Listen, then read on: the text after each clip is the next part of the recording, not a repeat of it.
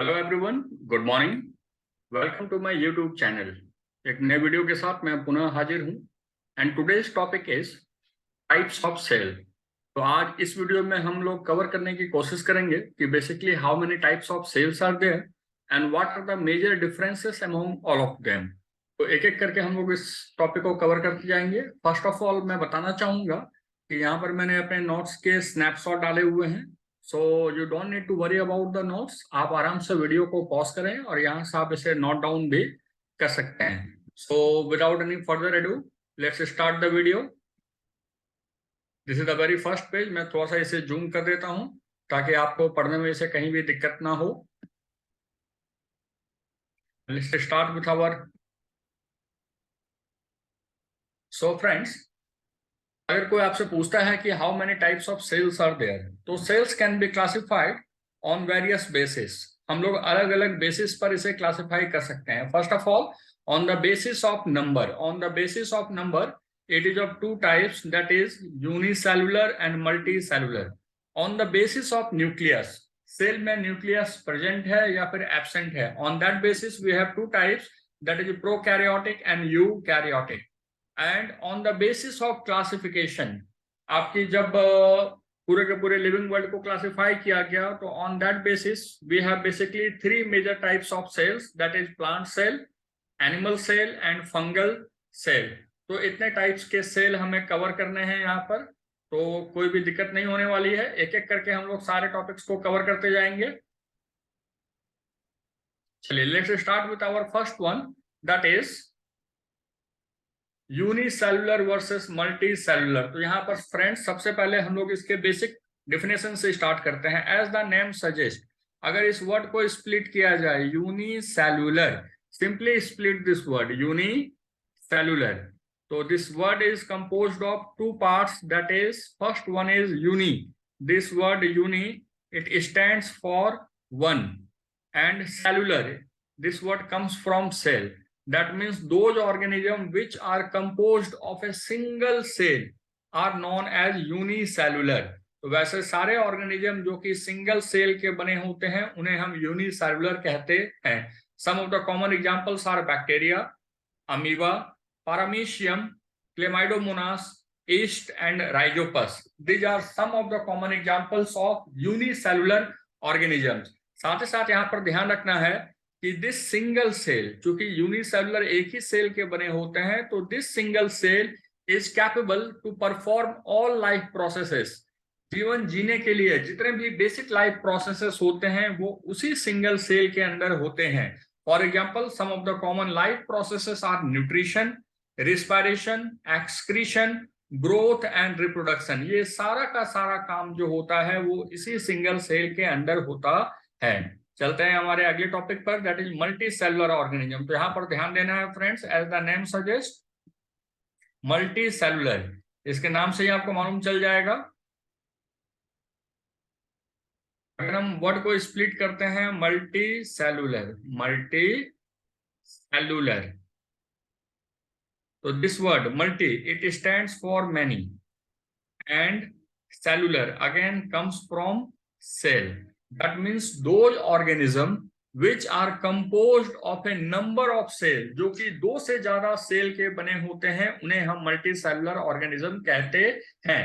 And along with that, division of labor remains present in case of multicellular organism. अब यहाँ पर समझने वाली बात होती है कि what is this division of labor? तो this division of labor means specialization of sales.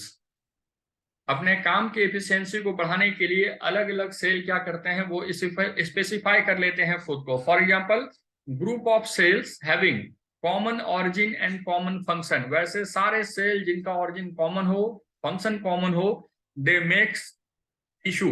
Then group of similar tissue makes organ, then various organ makes organ system, and then organ system को जब आप जोड़ देते हैं तो ये बन जाता है ऑर्गेनिज्म। तो यहाँ तक समझने में फ्रेंड्स कहीं कोई दिक्कत नहीं हुई होगी। थोड़ा सा और आगे चलते हैं।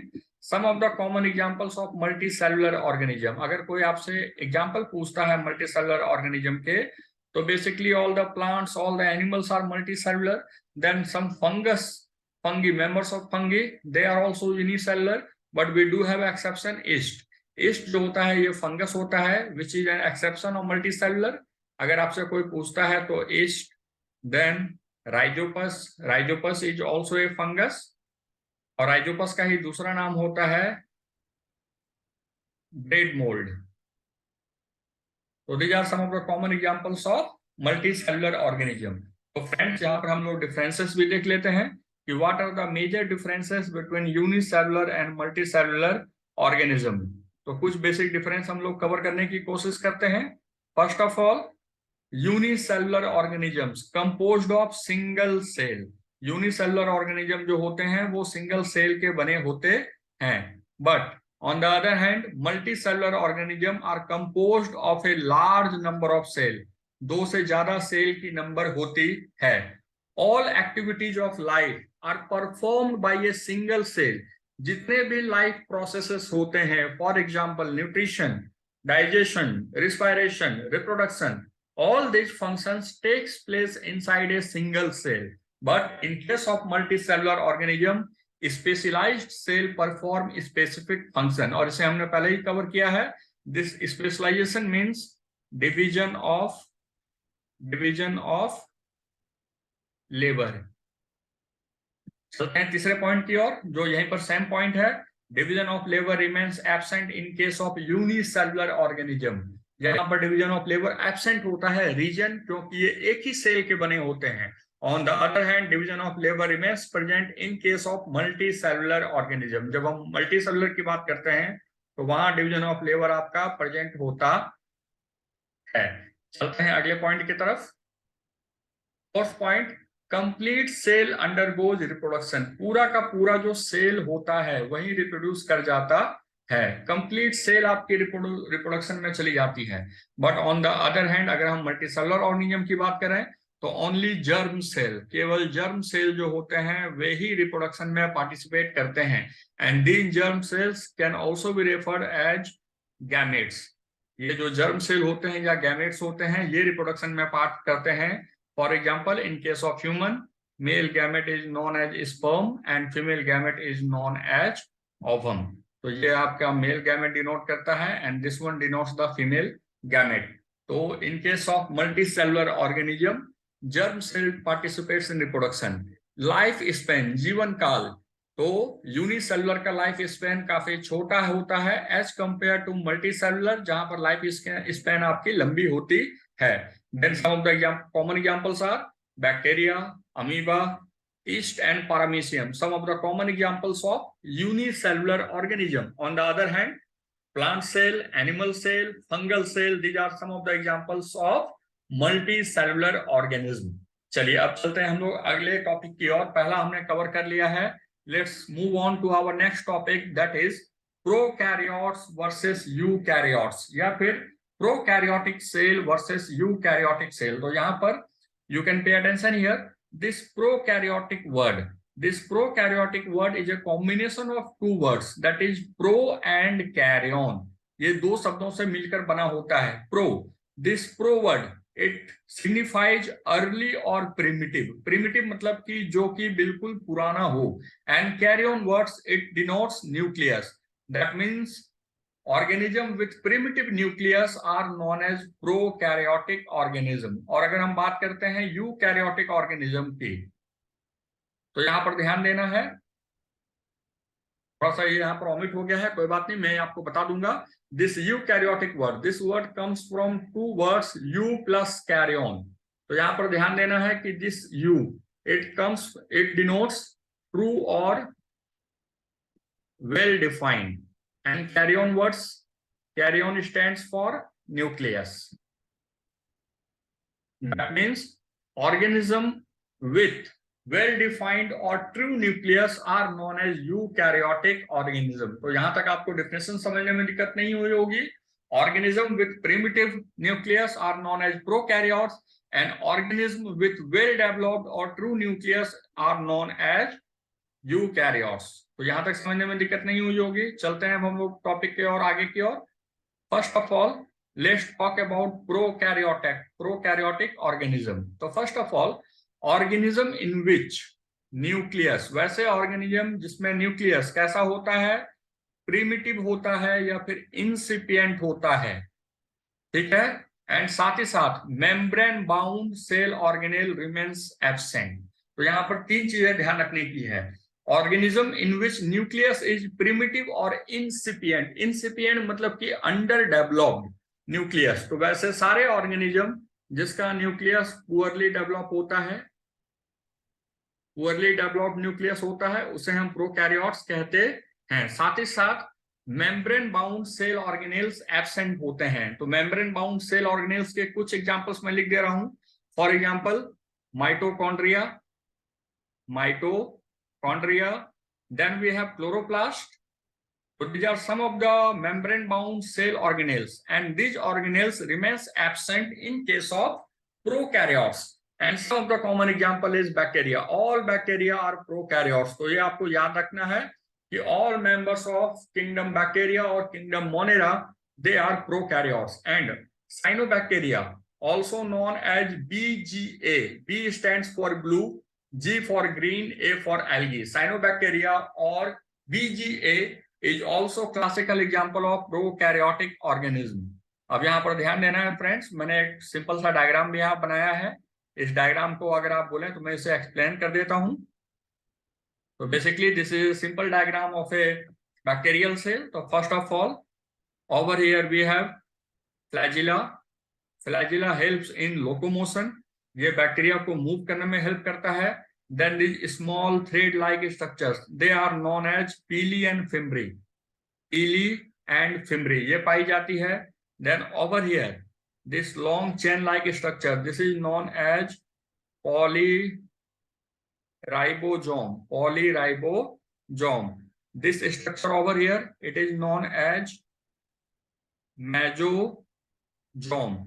And over here, poorly developed nucleus. So this is the genetic material. और सबसे बाहर में आपकी पाई जाती है वॉल लेयर, ठीक है। बैक्टीरिया बेसिकली मल्टीलेयर्ड के बने होते हैं। तो this is a very simple diagram of a prokaryotic cell. तो आप देख सकते हैं कि सबसे पहले न्यूक्लियस जो है ये काफी इंसिपिएंट है, पोरली डेवलप्ड है। मेसोसोम पाया जाता है, पॉलीराइबोसोम पाई जाती है। Polyribosome means when number of ribosomes remains attached on A thread of mRNA। जब mRNA के ऊपर में थ्रेड ऑफ राइबोसोम पाई जाती है तो इसे हम पॉलीराइबोसोम कहते हैं। Flagella helps in locomotion and pili and fimbriae they also provide some additional function. तो यहाँ पर हम लोग इनके बीच में अब थोड़ा सा डिफरेंस देखने की कोशिश करते हैं कि what are the major differences between prokaryotic and eukaryotic cell. तो first of all prokaryotic cell size कैसा होता है? Size is small in size, 1 to 10 micron metre, 1 to 10 micron metre का हो सकता है। On the other hand eukaryotic cell larger होते हैं साइज में और it approximately varies from 5 to 100 micron metre in diameter. Nucleus मैंने पहले भी बताया है, nucleus is poorly developed, primitive and incipient. On the other hand nucleus कैसे होते हैं? वेल डिफाइंड होते हैं एंड प्रोमिनेंट होते हैं, क्लियरली विजिबल होते हैं। Then genetic material remains present in nucleoid और जीनोफोर। तो यहाँ सिंपली समझना है कि in case of bacteria genomic material is known as genophore, या तो इसे हम जीनोफोर कहते हैं या फिर it is also known as nucleoid. तो सिंपल पॉइंट है, genetic material of bacteria is known as nucleoid और genophore. On the other hand, in case of eukaryotes, genetic material is present inside nucleus. साथ ही साथ prokaryotes की बात करते हैं तो एक क्रोमोसोम पाया जाता है, वो सर्कुलर होता है। That means कि single circular chromosome remains present in case of prokaryotes. But in case of eukaryotes, chromosome कैसा होता है? लीनियर होता है, सीधा होता है एंड नंबर ऑफ क्रोमोसोम्स कहीं ज्यादा होते हैं। फॉर एग्जाम्पल अगर हम ह्यूमंस की बात कर रहे हैं तो ह्यूमंस में नंबर ऑफ क्रोमोसोम हो जाता है 46, या फिर इसी को हम बोलते हैं 23 पेयर्स ऑफ क्रोमोसोम्स। तो यूकैरियोट्स में जो क्रोमोसोम पाए जाते हैं वो लीनियर होते हैं। On the other hand prokaryotes का क्रोमोसोम सर्कुलर होता है और सिंगल होता है। साथ ही साथ न्यूक्लियोलस एब्सेंट होती है, न्यूक्लियोलस। तो this nucleolus is also known as little organelle. लेकिन चूंकि प्रोकैरियोट्स में न्यूक्लियस एब्सेंट होती है, that's why nucleolus also remains absent. On the other hand eukaryotes के केस में न्यूक्लियोलस रिमेन प्रेजेंट। यहां पर आपकी न्यूक्लियोलस पाई जाती है। तो यहां तक फ्रेंड समझने में कहीं कोई दिक्कत नहीं हुआ होगा। चलते हैं अपने और डिफरेंसेस के ऊपर। तो कुछ और डिफरेंसेस की बात करते हैं। Membrane bound cell organelles absent होते हैं, किसमें? प्रोकैरियोट्स के केस में। On the other hand membrane bound cell organelles remains present in case of eukaryotes. तो मेम्ब्रेन बाउंड क्या होते हैं? कुछ एग्जांपल आपको याद रखना है। Chloroplast, then chloroplast, mitochondria, then we have Golgi body, then we have endoplasmic reticulum and lysosome, vacuoles, etc. These are some of the organelles which remains covered by membrane. इसमें membrane पाई जाती है। तो याद रखना है दोस्तों, यूकैरियोटिक के case में membrane bound cell organelles remains present, यहाँ पाई जाती है। but in case of prokaryotic cell membrane bound cell organelles remains absent, यहां पर एब्सेंट होती है। अगला पॉइंट, राइबोसोम। राइबोसोम दोनों में ही पाया जाता है, प्रोकैरियोट्स में भी और यूकैरियोट्स में भी। But ribosome is 70s type in case of prokaryotes and ribosome is 80s type in case of eukaryotes. तो इसको मैं बाद में कभी अगले वीडियो में एक्सप्लेन करूंगा। यहां पर एक वर्ड आ रहा है आपका S. This S comes for sedimentation coefficient, या फिर इसको हम सेडबर्ग यूनिट भी कहते हैं। मतलब सेल डिवीजन जो होता है, cell division is basically a mitosis, but in case of eukaryotes mitosis and meiosis दोनों ही सेल डिवीजन पाया जाता है। तो यहाँ पर इस टॉपिक को हम लोग किसी और वीडियो में कवर करने की कोशिश करेंगे।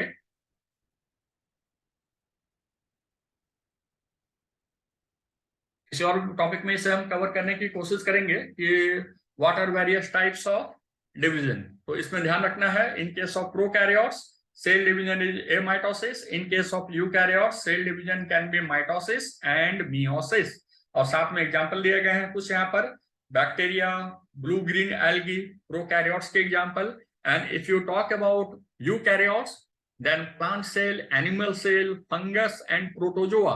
प्रोटोजोआ में आ जाता है आपका amoeba, paramecium. All these are examples of the multicellular organism. चलिए अब हम लोग बात करते हैं अपने थर्ड टॉपिक के बारे में, which is very important, that is differences among plant and animal cell. Plant और एनिमल सेल में क्या क्या डिफरेंसेस होते हैं। तो first of all we need to remember that basic structure, जो बेसिक स्ट्रक्चर होती है वो बेसिकली सिमिलर होती है प्लांट में भी और एनिमल में भी। For example both contain cell membrane, cell membrane दोनों में पाया जाता है।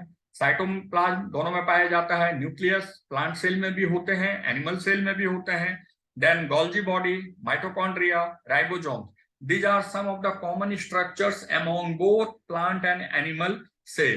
तो यहाँ पर हम लोग केवल बात करेंगे about the differences। तो प्लांट सेल के केस में सेल वॉल पाई जाती है and this cell wall is composed of cellulose, ये सेलुलोज का बना होता है। In case of animal cell, cell wall absent होती है। Plastid for example chloroplast, chromoplast, leucoplast. Plant cell में प्लास्टिड पाई जाती है एंड बेसिकली ये हेल्प करते हैं फोटोसिंथेसिस में। And in case of animal cell plastids absent होती है। सेंट्रोजोम जो होते हैं, these are very important. Centrosomes later on gives rise to centrioles. इसके मदद से ही क्या बनता है? Centrioles. And later on centrioles give rise to spindle fibre. तो यहाँ पर ध्यान रखना है कि in case of plant cell centrosome remains absent, that means कि सेंट्रियोल और स्पिंडल फाइबर उसका वहां से सेंट्रोजोम से नहीं बनता है। But in case of animal cell centrosomes remains present. साथ ही साथ याद रखना है, in case of plant cell vacuoles जो होते हैं वो सिंगल होते हैं और काफी बड़े साइज के होते हैं, single and large. But in case of animal cell या तो आपके वैक्यूल्स एब्सेंट होते हैं या फिर बहुत छोटे साइज के होते हैं। चलिए हमारी वीडियो खत्म होने वाली है बिल्कुल। Let's talk about our last topic, that is plant cell versus animal cell. Nucleus, जब हम बात करते हैं आपके न्यूक्लियस के बारे में, तो ध्यान देना है कि nucleus in case of plant cells lies on the side towards periphery.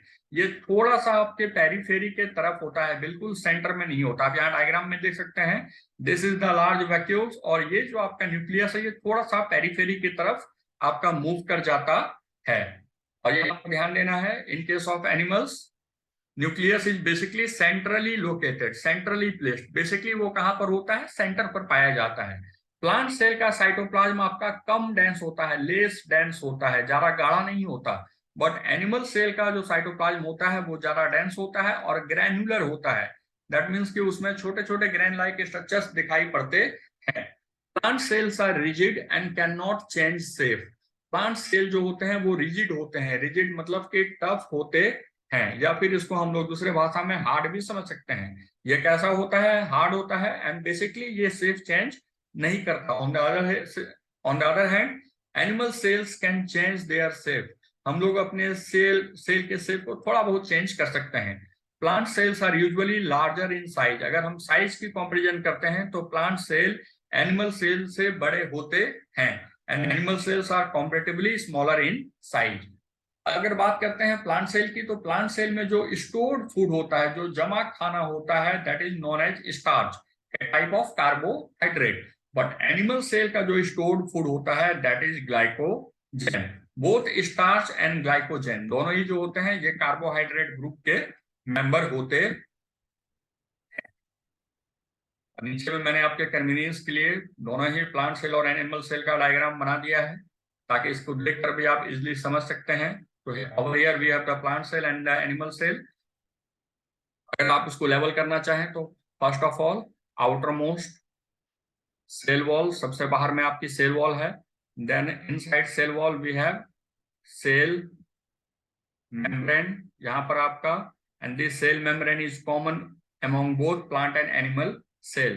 फिर इसकी बात करते हैं लार्ज वैक्यूल, ये काफी बड़ा होता है vacuole. Then over here we have Golgi body. This one over here is endoplasmic reticulum, and over here we have nucleus। ये जो है आपका this one is mitochondria, and this one very important, this one is chloroplast. तो friends, आपको ये diagram समझने में कहीं भी कोई दिक्कत नहीं हुई होगी, और आई होप कि आपने ये वीडियो एंजॉय किया होगा। सो वंस अगेन फ्रेंड्स, अगर आपको वीडियो अच्छा लगा हो, kindly do subscribe the channel and do share this video among the needful biology student. Once again thank you so much and have a lovely day.